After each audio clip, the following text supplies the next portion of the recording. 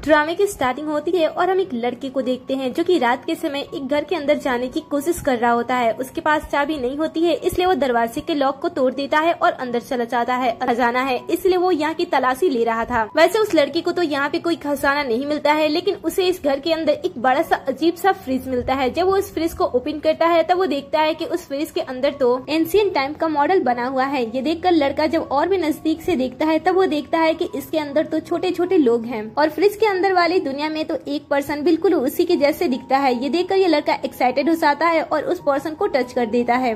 जैसे ही वो ऐसा करता है एक मैजिकल पोर्टल ओपन होता है और वो उस दुनिया के अंदर चला जाता है। जब ये लड़का उस दुनिया में जाकर अपनी आंखें खोलता है तब वो उसी सेम पर्सन की बॉडी में होता है और इस पर्सन का नाम वैंग हे होता है। वैंग डिशा डायनेस्टी से होता है और वो अपने ही राजवंश के एक मास्टर जिसका नाम मुयोन होता है टाइम स्पेंड कर रहा होता है और दोनों एक दूसरे के साथ काफी ज्यादा खुश होते हैं। लेकिन जब सुबह होती है तब वैंग मुई होने पे महारानी स्वयं मास्टर को बुलाने के लिए उनके कक्ष में जाती हैं, जिनके आवाज सुनकर ये दोनों डर जाते हैं और जल्दी से अपने सारे कपड़े पहनते हैं। वैसे ही दरवाजा ओपन होता है और सामने से सम्राट आती है अपनी छोटी बहन और सलाहकार के बेटे के साथ यहाँ पे आते हैं और जैसे उन्हें पता चलता है कि मास्टर ने अपनी वर्जिनिटी खो बैठी है तब वो काफी ज्यादा गुस्सा करते हैं। सम्राट मास्टर से पूछती है कि आपके साथ ये सारी चीजें कैसे हुई। तब मास्टर बताती है कि कल रात दावत में मैंने गलती से शराब पी लिया था, जिसके बाद मुझे नशा हो गया था और गलती से मैं इस रूम में आकर सो गई थी। इसके बाद आगे मेरे साथ क्या हुआ उसके बारे में मुझे कुछ भी नहीं पता है। ये सुनकर वैंग कहता है कि मेरे साथ भी ऐसा ही हुआ था, लेकिन कोई भी उसकी बातों पे भरोसा नहीं करता है।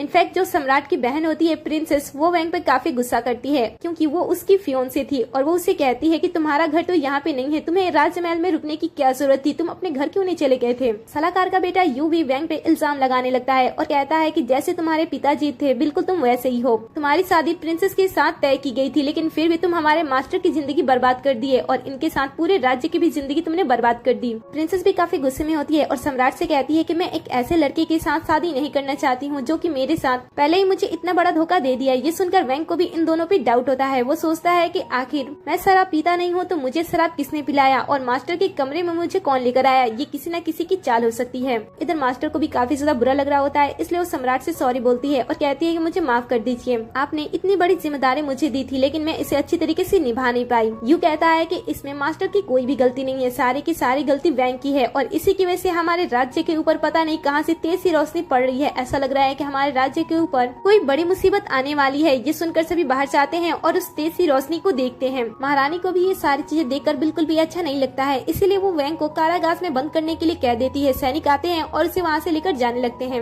लेकिन तभी यहाँ पे वैंग कहता है कि मैं बारिश करा सकता हूँ, अगर आप चाहो तो मैं आपके लिए बारिश करा सकता हूँ, बस आपको मुझे छोड़ना होगा। ये सुनकर प्रिंसेस कहती है कि जिस तरीके से तुम्हारे बाप ने धोखा दिया था वैसे ही तुम भी हमारे साथ धोखा दे रहे हो। तुम्हारे पिता के सिर्फ एक गलती से हमारे कितने सारे सैनिक मारे जा चुके थे, तुम्हें इसके बारे में पता है ना, आखिर हम तुम पे कैसे विश्वास कर सकते हैं। सम्राट भी काफी गुस्से में होती है, इसीलिए वो वैंग को कहती है कि इसे यहाँ से ले जाओ और इसे मौत के घाट उतार दो। ये सुनकर वैंग अपने मन में कहता है कि देखने में ही तो ये सम्राट काफी ज्यादा सुंदर है, लेकिन इसका दिल बहुत ही ज्यादा क्रूर है। मुझे अपने आप को बचाने के लिए कुछ अलग तरकीब आजमानी होगी क्योंकि इस तरीके से मैं अपने आप को नहीं बचा सकता हूँ। फिर वो सम्राट से कहता है कि अगर आपको मेरी बातों पे विश्वास नहीं है तो मैं इस तेज सी रोशनी को बंद करा सकता हूँ। महारानी कहती है कि ठीक है, मैं तुम्हें एक मौका देती हूँ, लेकिन यू इसका मजाक उड़ा रहा होता है और कहता है कि मुझे पता है कि तुम ये हजारों साल तक नहीं कर सकती हो, लेकिन तुमने अगर ऐसा कर दिया तो तुम यहाँ से जा सकती हो, अगर नहीं किया तो तुम्हें मेरे सामने घुटने टेक कर माफी मांगने होंगे। वैंग कहता है कि ठीक है, लेकिन अगर मैंने ऐसा कर दिया तो तुम्हें मेरे सामने झुककर माफी मांगना होगा। फिर वो मन में कहता है कि ये कोई पोजीशन तो जानते हो, मैं सिर्फ और सिर्फ सम्राट के सामने झुक सकता हूँ, ना कि तुम्हारे सामने। अब दोनों के बीच में बहस होने लगती है, तब सम्राट दोनों को ही शांत करती है। इसके बाद वैंग सम्राट से कहता है कि इसे मुझे माफी मांगनी चाहिए अगर ये मेरे सामने झुकाऊंगा। तभी यहाँ पे प्रिंसेस के फादर आ जाते हैं। एक्चुअली में सम्राट और प्रिंसेस दोनों कजन होती हैं और यहाँ पे प्रिंसेस के पिता आते हैं और कहते हैं कि मुझे पता चला है कि किसी ने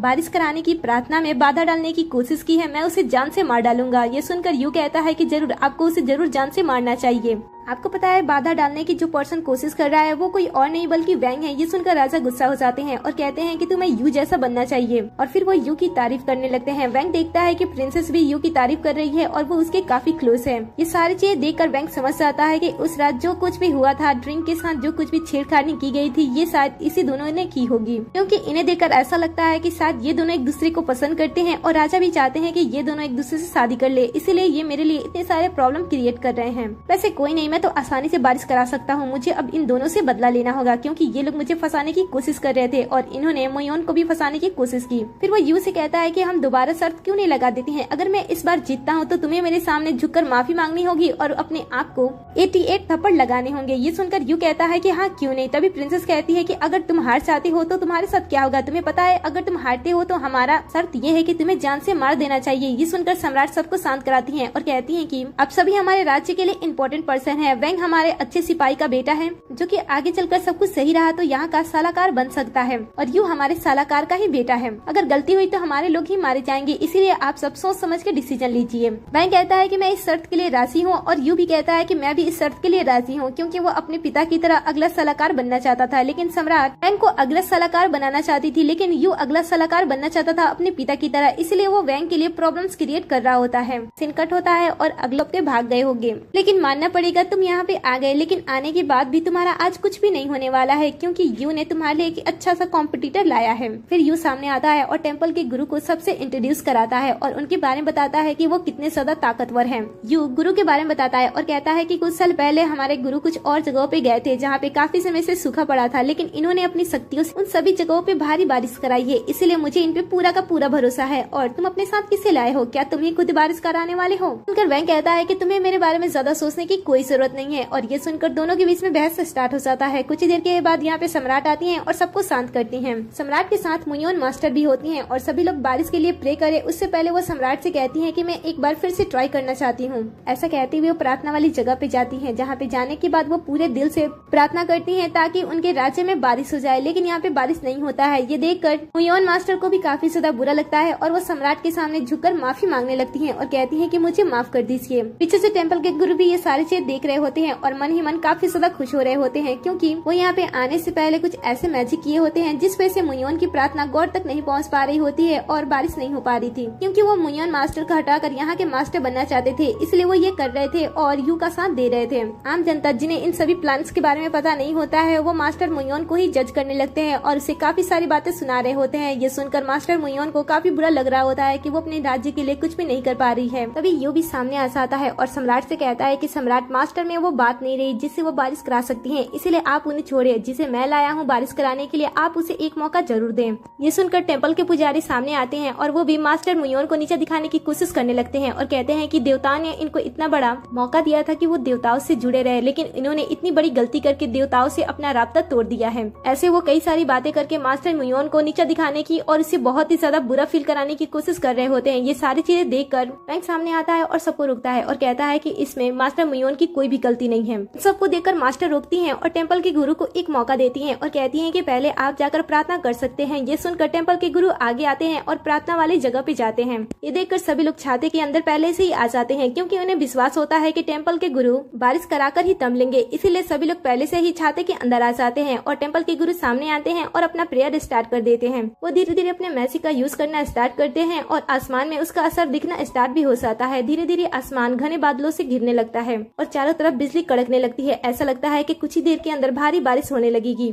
लेकिन वेंग ऐसा बिल्कुल भी नहीं चाहता था क्योंकि उसे पता था कि टेम्पल के गुरु अगर बारिश करा देते हैं तब मास्टर मोयोन को और भी बेइज्जती सहनी पड़ेगी, इसलिए वो टेम्पल के गुरु को बारिश कराने से रोकता है और पलक झपकते अपनी दुनिया में चला जाता है। जहाँ पे जाने के बाद वो व्हाइट पैकेट का यूज करता है और जिस जगह पे बारिश होने वाली थी वहाँ पे वो व्हाइट पैकेट रख देता है और पलक झपकते वापस से वो फ्रिज की दुनिया में आ जाता है। बारिश होने ही वाली होती है और टेम्पल के गुरु अपना मैजिक कर रहे होते हैं, लेकिन अचानक से सारा का सारा बादल हट जाता है और आसमान बिल्कुल साफ हो जाता है। टेम्पल के गुरु को कुछ भी समझ में नहीं आता है कि अचानक से इनके साथ ये क्या होगा। वो फिर से ट्राई करते हैं, वो बार बार ट्राई करते हैं, लेकिन इस बार बिल्कुल भी बादल नहीं आते हैं क्योंकि वैंग ने तो पहले ये सारी चीजें सेट कर दी थी। लेकिन यहाँ का माहौल कुछ अलग हो जाता है और बारिश ना होने पे एक बार फिर से सभी लोग मास्टर मोयोन पे इल्जाम लगाने लगते हैं कि उन्हीं की वजह से, उनकी वर्जिनिटी खोने की वजह से बारिश नहीं हो रही है और टेम्पल के गुरु बार बार मेहनत कर रहे हैं, इसके बाद भी बारिश नहीं हो रही है। वे लोग काफी गुस्सा होते हैं और मास्टर मोयोन पे ही इल्जाम लगा रहे होते हैं। इन सभी की बातें सुनकर मास्टर मोयोन को भी लगने लगता है कि ये सारी की सारी गलती उसी की वजह से हुई है, इसीलिए वो सबसे माफी मांगते हुए अपनी जान लेने की कोशिश करती है। लेकिन वैंग सही समय पे उन्हें पकड़ लेता है और कहता है कि जब तक मैं आपके साथ हूँ आपको कोई भी नुकसान नहीं पहुँचा सकता है। मैंने आपके साथ रिश्ता बनाया है, इसलिए आपकी जिम्मेदारी मेरी है। लेकिन मास्टर मोयोन तो इतने गुस्से में होती है कि वह वैंग को ही थप्पड़ लगा देती है और कहती है कि ज्यादा अच्छे बनने की कोशिश मत करो क्योंकि ये सारी चीजें तुम्हारी वजह से ही हो रही हैं, इसीलिए तुम्हें ये सारी चीजें ठीक करनी होगी। ये सुनकर वो कहता है कि हाँ क्यों नहीं, मैं तुम्हारे लिए कुछ भी कर सकता हूँ। ऐसे कहने के बाद बाद वो आगे बढ़ता है बारिश कराने के लिए। प्रेयर वाली जगह पे जाने के बाद वो एक बार फिर से मंत्र बोलता है और वापस से अपनी दुनिया में चला जाता है, जहाँ पे जाने के बाद वो बारिश कराने के लिए सभी चीजें सेट करता है और तभी उससे एक वाटर बॉटल मिलती है। लेकिन ये बारिश के लिए सही नहीं होता है, इसलिए वो दूसरी चीजों को तलाश करने लगता है और तभी उसे एक बड़ा सा स्प्रे बॉटल मिल जाता है जो कि बारिश कराने के लिए परफेक्ट होता है। इसके बाद वो अपने आप को और भी ज्यादा महान, ताकतवर और वो देवताओं से जुड़ा हुआ है ऐसा दिखाने के लिए अपने फोन में कुछ सेटिंग करता है और वापस से फ्रिज की दुनिया में चला जाता है, जहाँ पे सभी लोग उससे कहते हैं कि आखिर तुम इतना ज्यादा इंतजार क्यों कर रहे हो, जल्दी से बारिश कराओ ना। ये सुनकर वो कहता है कि मैं कुछ सोच रहा था, मैं सोच रहा था कि बारिश कराने से पहले मैं यहाँ पे ड्रैगन किंग को ला दूं, तो उन्हें देखकर आप सबको कैसा लगेगा। ये सुनकर वो कहते हैं कि क्या तुम पागल हो गए हो, ड्रैगन किंग इतने ज्यादा ताकतवर है, तुम्हारे कहने से यहाँ पे आ जाएंगे क्या। वो कहता है कि आप सबको मेरे बारे में अच्छी तरीके से पता नहीं है। ऐसा करने के बाद वो जादू करने की एक्टिंग करने लगता है। थोड़ी देर के अंदर सारा का सारा आसमान काले बादलों से घिरने लगता है। सभी लोग ये देखकर हैरान हो ही रहे होते हैं, तभी वो आसमान में तेज सी रोशनी को देखते हैं और वो देखते हैं कि आसमान में ड्रैगन किंग की छवि दिखाई दे रही है। ये देखकर तो वो पूरी तरीके से हैरान हो जाते हैं कि आखिर ये कैसे हो सकता है। थोड़ी देर के अंदर तेज बारिश होने लगती है और सभी लोग काफी ज्यादा खुश होते हैं, लेकिन जो लोग वैंग को जीतते हुए नहीं देखना चाहते थे उनकी तो हालत ही खराब हो जाती है। वैंग जो कि काफी ज्यादा खुश होता है और मास्टर मुयोंग के काफी क्लोज होता है और कहता है कि देखा मैंने तुम्हारे लिए क्या कर दिया, मैंने तुम्हारे लिए बारिश करा दी, क्या अब तुम खुश हो। मास्टर मुयोंग कहती है कि सच में तुमने बारिश करा दिया। ये देखकर वैंग कहता है कि तुम मेरे बारे में जानती क्या हो, अगर मैं चाहूँ तो अभी बारिश को रोक भी सकता हूँ। ऐसा कहने के बाद वो इशारा करता है और बारिश रुक जाती है। ये देखकर सम्राट को अच्छा नहीं लगता है और वो वैंग से कहती है कि तुमने बारिश को बीच में ही क्यों रोक दिया। वैंग कहता है कि सम्राट अचानक से हमारे राज्य पे अगर बहुत ही ज्यादा बारिश होने लगेगी तो ये हमारे राज्य के लिए बिल्कुल भी अच्छा नहीं है, क्योंकि ज्यादा बारिश होने की वजह से हमारा राज्य में तबाही का कारण हो सकता है, इसीलिए मैंने बारिश को पहले ही रोक दिया। ये सुनकर सम्राट को भी अच्छा लगता है, लेकिन वो कहती है कि क्या तुम अपनी मर्जी से यहाँ पे बारिश करा सकते हो। तब वैंग कहता है कि हाँ क्यों नहीं, लेकिन मैं यहाँ पे अच्छी तरीके से बारिश तभी कराऊंगा जब ये सारे लोग मुझसे अच्छी तरीके से माफी मांगेंगे। लेकिन ये सारे लोग माफी मांगने के खिलाफ होते हैं। इनफैक्ट जो टेम्पल का पुजारी होता है वो भी सामने आके कहने लगता है कि सम्राट की सारी चीजें मेरे प्रेयर की वजह से हो रही हैं और मेरे ही प्रेयर की वजह से बारिश हो रही थी, लेकिन मास्टर मुयोंग की गलती की वजह से बारिश बीच में ही रुक गई थी। ये सारी की सारी गलती मास्टर मुयोंग की ही है, जो कि रियलिटी में ऐसा बिल्कुल भी नहीं था। बस पुजारी वैंग की काबिलियत को अपने नाम कराना चाहता था, इसलिए वो यहाँ पे झूठ बोलता है और बार बार वैंग को नीचा दिखाने की कोशिश करने लगता है। काफी सारे लोग भी पुजारी की तरफ से ही बातें कर रहे होते हैं, जिसे सुनकर वैंग को काफी ज्यादा गुस्सा आता है। पहले वो अपने आप को साबित करने की कोशिश करता है, लेकिन जब उस पर कोई विश्वास नहीं करता है तब वो कहता है कि ठीक है, अगर सच में ऐसी बात है तो मैं फिर से बारिश करा देता हूँ और उस बारिश को कंट्रोल पुजारी ही करेंगे ताकि उनके भी शक्ति का हमें पता चल जाए। ऐसा कहने के बाद वो जादुई मंत्र बोलकर वापस से अपनी दुनिया में जाता है और यहाँ पे आने के बाद वो काफी सारा पानी स्प्रे कर देता है, जिससे कि वापस से फिर से फ्रिज की दुनिया में बारिश होना स्टार्ट हो जाता है, जिसे देखकर सभी लोग खुश हो रहे होते हैं। लेकिन थोड़ी देर के अंदर बारिश बहुत ही ज्यादा तेजी से होना स्टार्ट हो जाती है और बारिश खत्म होने का नाम ही नहीं ले रही थी। ये देखकर सम्राट टेम्पल के पुजारी से इस बारिश को रोकने के लिए कहती है और टेम्पल के पुजारी इस बारिश को रोकने की कोशिश भी करता है, लेकिन वो कुछ भी कर नहीं पाता है। फिर सम्राट वैंग से बारिश रोकने की बात करती है और कहती है कि अब मुझे तुम पे विश्वास हो गया है कि ये बारिश तुम्हारी वजह से ही हो रही है, इसलिए अब तुम इस बारिश को रोक दो। लेकिन वैंग तो सम्राट से ये काम करने के लिए साफ साफ मना कर देता है और कहता है कि अब तो बारिश तभी रुकेगी जब ये सारे लोग मेरे सामने माफी मांगेंगे, क्योंकि इन लोगों ने पहले ही मुझसे वादा किया था कि अगर मैं अपने आप को साबित कर देता हूँ तो ये सारे लोग मुझसे माफी मांगेंगे, लेकिन ये अब अपने बात से पलट रहे हैं, इसलिए जब तक ये माफी नहीं मांगते हैं तब तक मैं भी इस बारिश को नहीं रोकने वाला हूँ। ये सुनकर सम्राट उन सभी को आदेश देने लगती है और वैंग से माफी मांगने के लिए कह देती है। ये सारे लोग नहीं चाहते थे कि वो वैंग के सामने झुके, लेकिन सम्राट के कहने की वजह से उन्हें ना चाहते हुए भी वैंग से माफी मांगना पड़ता है। माफी मांगने के बाद ये काफी ज्यादा इंसल्ट फील कर रहे होते हैं और यहाँ से जाने की कोशिश करते हैं, लेकिन वैंग उन्हें जाने नहीं देता है। वो यू से कहता है कि मैंने तुम्हें थप्पड़ मारने की भी बात कही थी, मैंने तुमसे कहा था कि अगर तुम हार चाहते हो तो तुम्हें अपने आप को थप्पड़ भी मारना होगा, बिना थप्पड़ मारे तुम यहाँ से जा नहीं सकते हो। अब यू अपने आप को बचाने के लिए कुछ भी नहीं कर पा रहा होता है, क्योंकि सामने सम्राट भी खड़ी होती है, इसलिए वो यहाँ से भाग भी नहीं पाता है। माफी मांगने के बाद उसे अपने आप को थप्पड़ भी मारने पड़ते हैं। तब जाकर वैंग सम्राट की बात मानता है और बारिश को रोक देता है। सभी बारिश रुकने पे काफी ज्यादा खुश होते हैं कि उनके रास्ते में अब कोई भी प्रॉब्लम नहीं आएगी। लेकिन राजा, जो कि वैंग को बिल्कुल भी पसंद नहीं करता था, वो वैंग को फंसाने की फिर से कोशिश करता है और कहता है कि जब ये इतना ज्यादा शक्तिशाली है तब ये हमारे एक और बड़े प्रॉब्लम को सॉल्व कर सकता है। आपको पता है कि काफी समय से मास्टर मुयोन हमारे राज्य की सुरक्षा कर रही थी। आपको पता ही होगा कि हमारे राज्य में एक बहुत ही बड़ा राक्षस है जो कि टाइम टाइम पे बाहर आता है और हमारे लोगों को नुकसान पहुंचाता है। इसीलिए जब उसे पता चलेगा कि हमारे मास्टर मुयोंग की शक्तियां आधी से भी ज्यादा जा चुकी हैं, तब वो फिर से हमारे राज्य पे हमला करेगा। इसके लिए हमें कुछ न कुछ करना चाहिए। ये सुनकर वैंग भी सोच में पड़ जाता है और कहता है कि ये दुनिया तो फ्रिज के अंदर की दुनिया है, तो यहाँ पे कोई भी राक्षस कैसे आ सकता है? आखिर ये किस राक्षस के बारे में बात कर रहे हैं? ये सारे लोग बातें कर ही रहे होते हैं, तभी भागते हुए यहाँ पे एक सैनिक आता है और बताता है कि पश्चिम के साइड में एक राक्षस ने हमला कर दिया है। वो बहुत ही ज्यादा ज्यादा बड़ा है और हमारे लोगों को नुकसान पहुंचा रहा है। ये सुनकर तो सभी डर जाते हैं। दूसरी तरफ हम देखते हैं कि फ्रिज की दुनिया में गलती से एक बिल्ली चली गई होती है। आगे हम देखते हैं कि सभी लोग सम्राट के पास बैठे होते हैं और काफी डरे हुए होते हैं और एक दूसरे के साथ बातचीत कर रहे होते हैं कि उस राक्षस से लड़ने के लिए कौन जाएगा। इनकी सारी बातें सुनकर सम्राट काफी ज्यादा गुस्सा करती है और कहती है कि इसमें आप सबको इतनी ज्यादा चर्चा करने की क्या बात है, हमारे पास तो इतनी बड़ी सैनिक है, वो किसी भी राक्षस को आसानी से जान से मार सकती है। लेकिन जैसे ही सम्राट ये कहती है सभी डरने लगते हैं और बहाना बनाने लगते हैं राक्षस से मुकाबला न करने की, जो कि सम्राट भी समझ रही होती है। ये देखकर सम्राट को काफी ज्यादा गुस्सा आता है और वह कहती है कि तुम जैसे निकम्मों को मैं अपने राज्य का सैनिक बनाकर पछता रही हूँ और सबसे ज्यादा तुम्हें देखकर तो मुझे बहुत ही ज्यादा बुरा लग रहा है। मैंने तुम्हें अपने राज्य का जनरल की पोस्ट दी है, लेकिन सबसे ज्यादा डर तो तुम्हें लग रहा है। आगे बढ़कर तुम्हें लोगों का उत्साह बढ़ाना चाहिए ताकि हमारे लोगों को कोई भी नुकसान न पहुंचे, लेकिन सबसे ज्यादा डर तो तुम्हें ही लग रही है। ऐसे कहने के बाद सम्राट सभी पर बहुत ही ज्यादा गुस्सा करती है और सभी को अपने साथ चलने के लिए कहती है, लेकिन सभी लोग बहुत ही ज्यादा डर रहे होते हैं। वो कहते हैं कि राक्षस बहुत ही ज्यादा बड़ा है, इसलिए हमारे लोगों को डर लग रहा है। ये सुनकर सम्राट कहती है कि तुम जैसे लोगों को मर जाना चाहिए, अच्छा होगा कि मैं ही उस राक्षस का सामना करने के लिए उसके पास चले जाऊं। ये सुनकर मास्टर मुयोन भी उसके साथ जाने का कह देती है। इसके बाद सम्राट सभी से कहती है कि मुझे पता है कि तुम सबको बहुत ही ज्यादा डर लग रहा है, लेकिन ये मेरा आदेश है, कोई भी यहाँ पे नहीं रहेगा, सभी उस राक्षस का सामना करने के लिए जाएंगे। अगर कोई डर कर यहाँ पे रुकता है तो मैं उसे अपने राज्य से बाहर निकाल दूंगी।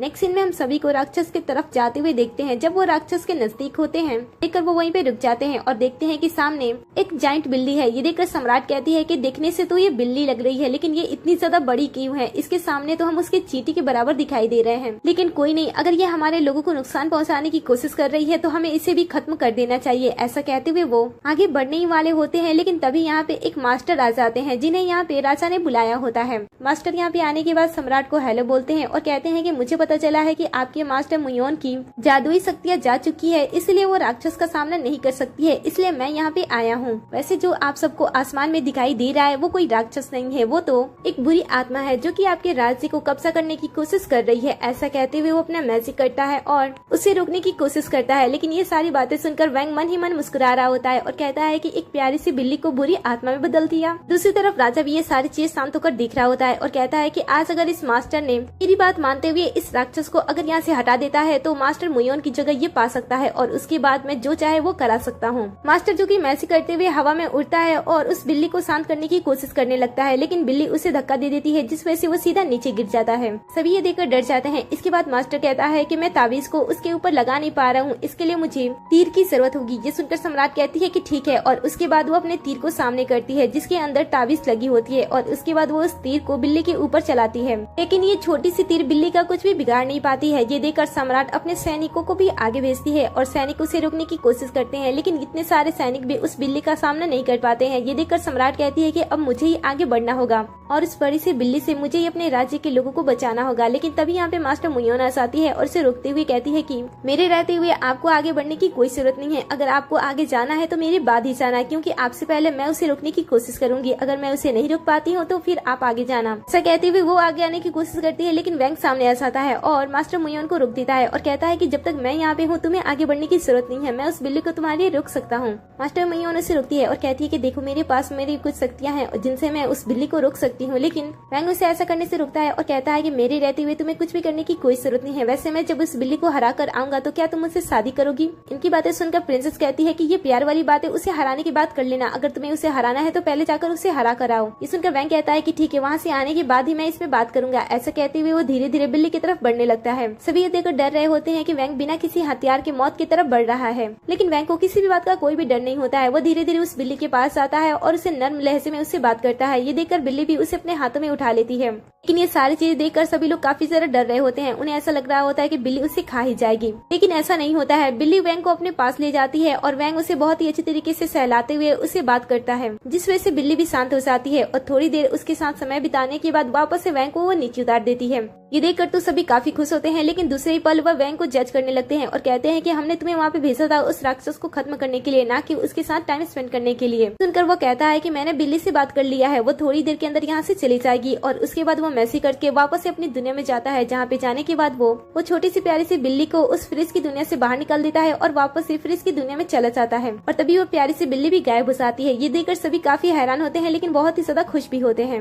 बिल्ली के चले जाने के बाद जब वैंग वापस आता है तब मास्टर मुयोंग उसे पूछती है कि तुमने इतने बड़े राक्षस को वापस कैसे भेजा। तब वैंग उसे सही बात नहीं बताता है, वो बस बातों को टाल देता है। लेकिन यू को ये सारी बातें समझ में आ रही होती है, इसीलिए वो सामने आ जाता है और कहता है कि मुझे ऐसा लग रहा है कि ये राक्षस के साथ मिला हुआ था, इसलिए आपने देखा नहीं कैसे उस बिल्ली ने इसे अपने पास तो उठाया लेकिन इसे चोट नहीं पहुंचाया और इसके कहने पे बस यहाँ से चली गई। मुझे तो ऐसा लग रहा है कि उसी ने ही इस राक्षस को भी यहाँ पे बुलाया होगा। इसी तरीके से कई सारे इल्जाम वो वैंग के ऊपर लगाने लगता है और इसमें उसका साथ उसके पिताजी देने लगते हैं। लेकिन रानी इनमें से किसी की भी बातों पे विश्वास नहीं करती है और कहती है कि मैंने अपने आंखों से देखा है कि उसने हमारे राज्य के लिए कितना बड़ा काम किया है, इसलिए उसके ऊपर ऐसे आरोप लगाना बंद कर दीजिए, नहीं तो इसके लिए आप दोनों को सजा दी जा सकती है। आगे सम्राट वैंग से इतना ज्यादा खुश हो जाती है कि वो उसे सलाहकार की पोजीशन दे देती है और कहती है कि आज से तुम हमारे राज्य के सलाहकार हो। सुनकर यू और यू के पिताजी को बिल्कुल भी अच्छा नहीं लगता है। लेकिन तभी यहाँ पे भागते हुए एक सैनिक आता है और सम्राट को बताता है कि उस राक्षस की वजह से हमारे राज्य के काफी सारे लोगों के घर टूट गए हैं और वो बेघर हो चुके हैं। ये सुनकर सम्राट कहती है कि तो फिर उन्हें वहाँ से हटा देना चाहिए और उनके लिए खाने पीने की चीजों को व्यवस्था कर देना चाहिए और उसके बाद हम उन सभी के घरों को भी धीरे धीरे ठीक कर देंगे। फिलहाल उन्हें खाने पीने की चीजें प्राप्त करा दीजिए। ये सारी बातें सुनकर यू के पिताजी सामने आते हैं और कहते हैं कि मैं इन सभी चीजों की जिम्मेदारी लेना चाहता हूँ। एक्चुअली में यू के पिताजी ये सारी चीजें इसलिए करना चाहते थे क्योंकि वो इन्हीं सारी चीजों की आड़ में आकर वो राष्ट्रीय खजाना को चुराने की भी कोशिश करने वाले थे, इसीलिए वो सम्राट से ये सारी चीजें हैंडल करने के लिए कह रहे थे। लेकिन वैंग जो कि बहुत ही ज्यादा समझदार होता है, वो इन सारी बातों को बहुत ही अच्छी तरीके से परख लेता है और फिर वो सम्राट से कहता है कि अगर आप बुरा ना मानो तो ये सारी चीजें मैं हैंडल करना चाहता हूँ, क्योंकि जितना खजाना और समय यू के पिताजी मांग रहे हैं ये सारी चीजें ठीक करने के लिए, मैं इनमें से कुछ भी नहीं चाहता हूँ। मैं बस थोड़ा सा समय चाहता हूँ और मैं थोड़े से समय में ये सारी चीजें ठीक कर सकता हूँ। ये सुनकर सम्राट को भी अच्छा लगता है कि सारी चीजें ठीक भी हो जाएंगी और खजाना भी नहीं जाएगा, इसीलिए वैंग को ये सारी जिम्मेदारी दे देती है। लेकिन यू के पिताजी को ये सारी चीजें ठीक नहीं लगती हैं और वो वैंग को रास्ते से हटाने के लिए वैंग को अपने जाल में फंसाने की कोशिश करने लगता है और कहता है कि जब तुम इतने ही ज्यादा ताकतवर हो तो ये सारी चीजें एक रात में ही ठीक करके मुझे दे दो, और अगर तुम ऐसा नहीं करती हो तो मैं तुम्हारे ऊपर देशद्रोही का आरोप लगा दूंगा, क्योंकि तुम ऐसा बोलकर यही सारी चीजें मेरे साथ कर रहे हो और आगे कुछ भी करने से पहले तुम इन सारी चीजों पे साइन कर दो। ऐसा कहते हुए वो उसके सामने पेपर लाते हैं और इस पे साइन करने के लिए कह देते हैं कि अगर वो सारी चीजें एक रात के अंदर खत्म नहीं कर देगा तो उसे यहाँ से चले जाना चाहिए।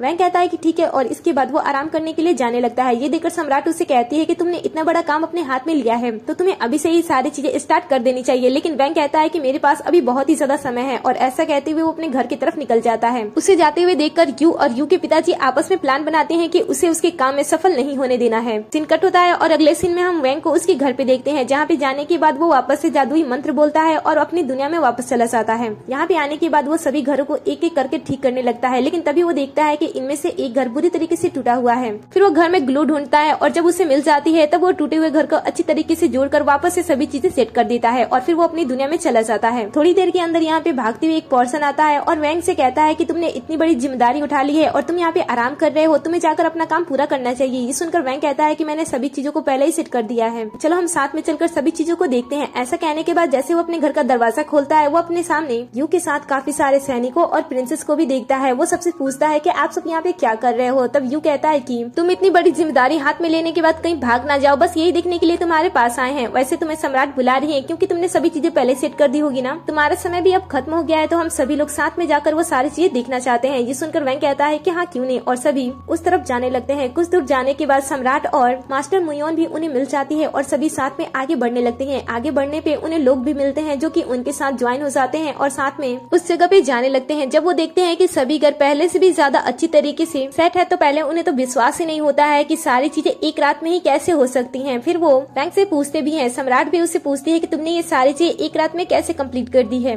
वैंग सब कुछ देखकर मुस्कुरा रहा होता है और तभी यू सामने आता है और कहता है कि मुझे ऐसा लग रहा है कि ये सारी चीजें नकली हैं, ये हमारे आंखों का छलावा है। आखिर एक रात में ये सारी चीजें अच्छी तरीके से सेट कैसे हो सकती हैं, हमें पहले इसकी जांच करनी चाहिए। ऐसे करके वो काफी ज्यादा गुस्सा कर रहा होता है। उसे देखकर आम जनता उससे क्वेश्चन करने लगती है और कहते हैं कि ये सारी चीजें ठीक हो गई हैं और हमें हमारा घर वापस मिल गया है। क्या आप इस बात से खुश नहीं हैं? आप हमारे खुशी को खत्म करने की कोशिश कर रहे हो। लेकिन यू तो अभी भी काफी शौक में होता है। वो सोच रहा होता है कि आखिर ये सारी चीजें कैसे हो सकती हैं। फिर वो वैंग से कहता है कि आखिर तुमने ये सब कुछ एक रात में कैसे कर दिया। तब वैंग कहता है कि मैं कोई आम पर्सन थोड़ी ना हूँ, मैं देवता हूँ और मेरे लिए ये सारी चीजें बहुत ही ज्यादा आसान है। ये सुनकर यू को गुस्सा आ जाता है और वो घर को तोड़ने की कोशिश करता है। ये देखकर वैंग उसे रुकता है और कहता है कि मैंने इसे भी मेहनत से बनाया है, इसलिए तुम इसे छोड़ दो। अब राज्य में सभी चीजें ठीक हो गई होती हैं, इसीलिए सम्राट मास्टर मुयोंग के साथ वापस अपने राज्य में चली जाती हैं। दिन कट होता है और अगली सुबह हम सभी को राज दरबार में देखते हैं, जहाँ पे सम्राट वैंग की वजह से काफी ज्यादा खुश होती हैं और कहती हैं कि सच में ये देवता है, इसके लिए हमें एक मंदिर बनानी चाहिए। वैंग को भी ये सारी चीजें बहुत ही अच्छी लगती लग रही होती है, लेकिन वह सम्राट को अपने लिए मंदिर बनाने से रोकता है और कहता है कि मैं इतना भी ज्यादा खास नहीं हूँ। तभी यहाँ पे भागते हुए एक सैनिक आता है और बताता है कि दुश्मन राज्य से 2 लोग यहाँ पे आए हैं आपसे मिलने के लिए। तभी वो दोनों पर्सन, जिसमें से एक पर्सन का नाम मिस होता है, वो फोर्सफुली अंदर आ जाते हैं। ये देखकर सिपाही सम्राट से कहता है कि मैंने इन लोगों को बाहर रोकने की बहुत ही ज्यादा कोशिश की थी, लेकिन ये लोग रुके ही नहीं। तभी यहाँ पे सामने से मिस्र आता है और कहता है कि मैंने सुना है कि आप अपने राज्य में मंदिर बनाने का डिसीजन ले रहे हो। वैसे बहुत ही अच्छी बात है, लेकिन आपके मंदिर में मुझे पूजा जाना चाहिए क्योंकि मैं यहाँ पे सबसे ज्यादा शक्तिशाली हूँ। ऐसा कहने के बाद वो सब पे जोर डालने लगता है कि सम्राट के राज्य में एक मंदिर खुलेगा और वहाँ पे इसकी पूजा की जाएगी, जो कि किसी को भी ये बात अच्छी नहीं लगती है।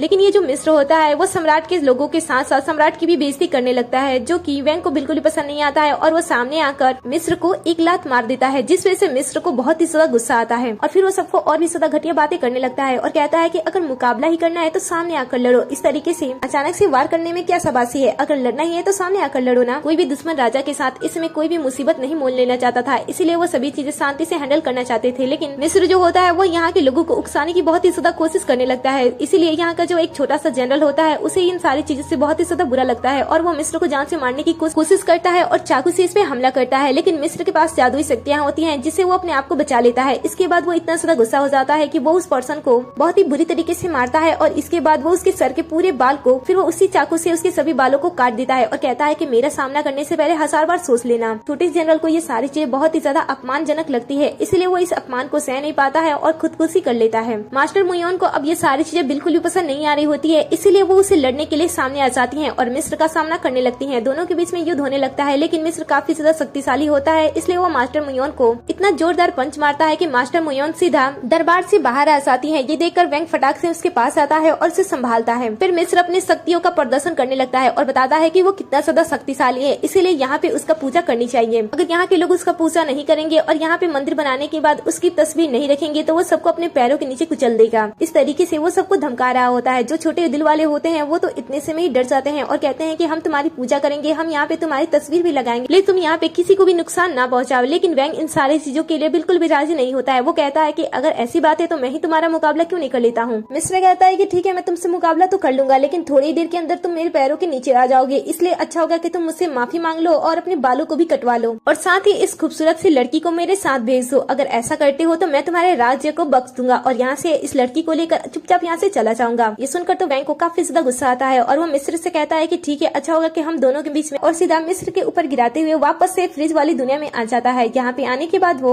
मैजिक करने का नाटक करता है और मिस्र की तरफ इशारा करता है। ये देखकर मिस्र से कहता है कि क्या मेरे ऊपर कोई पत्थर आकर गिरेगा। वैंग कहता है कि सिर्फ पत्थर नहीं बल्कि जलता हुआ पत्थर आकर तुम्हारे ऊपर गिरेगा। और तभी आसमान से एक बड़ा सा पत्थर आता है और सीधा मिस्र के ऊपर आकर गिरता है और वो उस पत्थर के नीचे दब जाता है। वो उस पत्थर से निकलने की कोशिश करता है, लेकिन वैंग उसे जाने नहीं देता है। इसके बाद वो अपने तलवार को लेकर आता है और कहता है कि तुमने मेरे राज्य के लोगों की इंसल्ट की है, साथ ही तुमने उस लड़की की इंसल्ट की है जिससे मैं प्यार करता हूँ, इसलिए तुम्हें इसकी सजा तो मिलनी ही चाहिए। ऐसा कहते हुए वो उस तलवार से उसका खात्मा कर देता है, लेकिन उसे मरता हुआ देखकर राज्य के सभी लोग काफी ज्यादा डर जाते हैं। जो लड़का मिस्र के साथ आया होता है वो कहता है कि मैं इसके बारे में जाकर अपने राज्य में बताऊंगा, फिर देखना कि तुम्हारे राज्य के साथ क्या होगा। ये सुनकर राज्य के लोग तो और भी ज्यादा डरने लगते हैं, लेकिन सम्राट वैंग का पूरा सपोर्ट कर रही होती है और कहती है कि वैंग ने सही किया। मास्टर मुयोंग को भी वैंग अच्छा लगता है और वो उसके साथ अच्छी तरीके से बात करने लगती है। दूसरी तरफ हम यू को देखते हैं जो कि किंग और अपने पिता के साथ छुपकर युद्ध की तैयारी कर रहे होते हैं। आगे हम सम्राट को देखते हैं जो कि आराम कर रही होती है। तभी यहाँ पे भागते हुए एक सैनिक आता है और सम्राट को बताता है कि दुश्मन सेना ने हमारे राज्य पे हमला करने का निर्णय बना लिया है। वो हमारे बॉर्डर तक पहुंच चुके हैं 1 लाख के सैनिक को लेकर। ये सुनकर वो कहते हैं कि ठीक है, अगर वो हमारे साथ युद्ध करना चाहते हैं तो ठीक है, हम भी पीछे हटने वालों में से नहीं है, तुम सैनिकों को लेकर बॉर्डर की तरफ चले जाओ। इसके बाद सम्राट थोड़ी गुस्से में होती है और वैंग को अपने पास बुलाती है। जब वैंग उसके पास आता है तब वो उस पर काफी ज्यादा गुस्सा करती है और कहती है कि तुम्हें सोच समझ कर मिस्र को मारना चाहिए था, देखो ये सारी चीजें इसी की वजह से हो रही हैं। तो वैंग कहता है कि तो इसमें इतना ज्यादा चिंता करने की क्या बात है, अगर 1 लाख की जगह 10 लाख की भी सेना हमारे राज्य पे हमला करने के लिए आएंगे तो मैं अपने राज्य को आसानी से बचा सकता हूँ, आपको ज्यादा चिंता करने की कोई जरूरत नहीं है।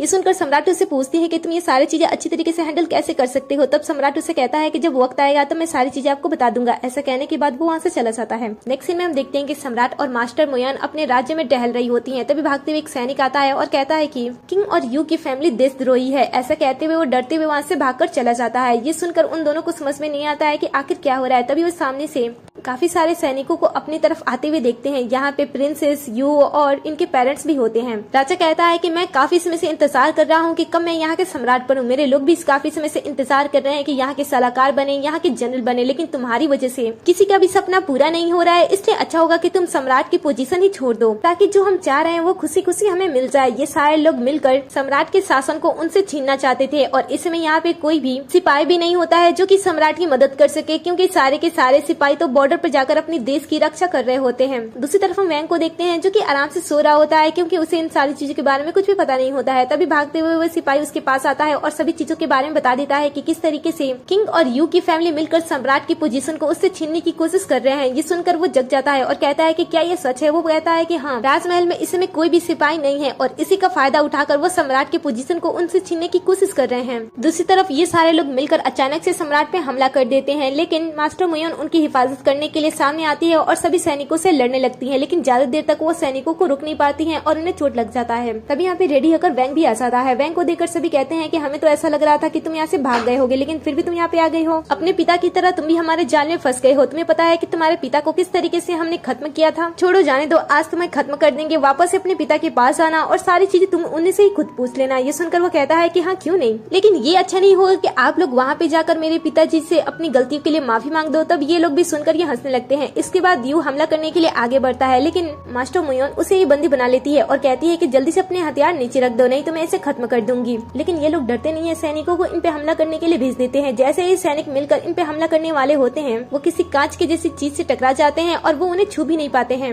हम देखते हैं कि कुछ समय पहले ही वैंग ने एक बार फिर से टाइम ट्रेवल किया होता है और वापस से अपनी दुनिया में जाने के बाद अपने आप को और साथ ही अपने लोगों को बचाने के लिए किसी के ग्लास का यूज करते हुए अपने आप को और बाकी लोगों को प्रोटेक्ट कर लेता है। उसके बाद ये सभी लोग मिलकर कई बार इस कांच को तोड़ने की कोशिश करते हैं, लेकिन वो नाकाम रहते हैं। लेकिन वैंग उन्हें परेशान करने के लिए यू को परेशान करना स्टार्ट कर देता है और कहता है कि बाहर अगर कुछ भी गलत हुआ तो अंदर मैं इसकी जान ले लूंगा। ये देखकर आशा कहता है कि मैं भी देखता हूँ कि तुम उस चीज के अंदर कितने समय तक रहते हो। तुम्हें खाने पीने की चीजों की तो जरूरत होगी ना। खुद ही जब भूख और प्यास लगेगी तो बाहर निकलने की कोशिश करोगे और उसी समय हम तुम्हें खत्म कर देंगे। मैं कहता है कि मुझे अभी उन चीजों की कोई जरूरत नहीं है और जब जरूरत होगी तो मैं उसे आसानी से हासिल कर लूंगा। वैसे तो मुझे तुम सबसे हिसाब लेना है। तुमने कहा था कि वो राक्षस मेरे बुलाने पे आता है, तो एक बार मैं आजमा कर देखना चाहता हूँ। ऐसा कहने के बाद वो जादुई मंत्र बोलता है और वापस से अपनी रियल वाली दुनिया में चला जाता है, जहाँ पे जाने के बाद वो बिल्ली को वापस लाता है और फ्रिज वाली दुनिया में रख देता है और फिर वो वापस से फ्रिज वाली दुनिया में चला जाता है। प्रिंसेस कहती है कि सच में तुम्हारे बुलाने से वो राक्षस आ जाएगा। ये सुनकर वो कहता है कि हाँ, क्यों नहीं, वो तो जरूर आएगा, लेकिन मैंने तो पहले ही बुला दिया। जरा पीछे तो पलट कर देखो। सभी लोग जब अचानक से उस बिल्ली को देखते हैं वो डर जाते हैं और उससे बचने की कोशिश करते हैं। बिल्ली तो उन्हें जान से मारने की कोशिश नहीं करती है, बस वो चल रही होती है, जिस वजह से सभी सैनिक नीचे गिर रहे होते हैं और उन्हें चोट लग रहा होता है। ये देखकर सभी सैनिक राजा से उन्हें बचाने के लिए कहते हैं, लेकिन राजा तो खुद ही डरा होता है। वो वैंग से कहता है कि तुम हमें इन सारी चीजों से बाहर निकालो, लेकिन वैंग कहता है कि मैं ये सारी चीज इतनी आसानी से खत्म नहीं करने वाला हूँ। पहले तुम्हें अपनी गलतियों के लिए माफी मांगना होगा और तुम्हें वादा करना होगा कि देखकर वैंग को सैनिकों के लिए बुरा लग रहा होता है। इसलिए वो कहता है कि अगर सभी सैनिक उसकी तरफ हो जाएंगे तो वो रास्ते को खोल देगा और साथ ही वो दानों को भी यहाँ से हटा देगा। ये सुनकर सैनिक सोच में पड़ जाते हैं। इसके बाद वो मैसेज करता है और वो बिल्ली और वो ग्लास दोनों यहाँ से गायब हो जाते हैं। राजा ये देखकर काफी खुश होता है और सैनिकों से वापस इस पे हमला करने के लिए कहता है, लेकिन कोई भी सैनिक उसे हमला करने के लिए आगे नहीं बढ़ता है, क्योंकि उसे पता होता है कि वैंग क्या कर सकता है। इनफैक्ट यू के पिताजी भी सामने नहीं आते हैं वैंग से सामना करने के लिए। ये देखकर राजा को काफी ज्यादा गुस्सा आता है और वो सम्राट पे हमला करने के लिए आगे बढ़ता है, लेकिन वैंग की समझदारी की वजह से वो पकड़ा जाता है। इसके बाद सम्राट राजा को कारागार में बंद करने का आदेश दे देती है और सैनिक उसे लेकर जाने लगते हैं। प्रिंसेस को भी कारागार में बंद करने के लिए कह दिया जाता है, लेकिन समय रहते यू मौका देकर वहाँ से भाग जाता है। सम्राट कहती है कि यहाँ से तो वो भाग गया है, लेकिन वो हमारे शहर छोड़कर भाग न जाना चाहिए। उसे पकड़कर मेरे पास लाओ, क्योंकि मुझे उसे सजा देना है। दूसरी तरफ हम यू को देखते हैं जो कि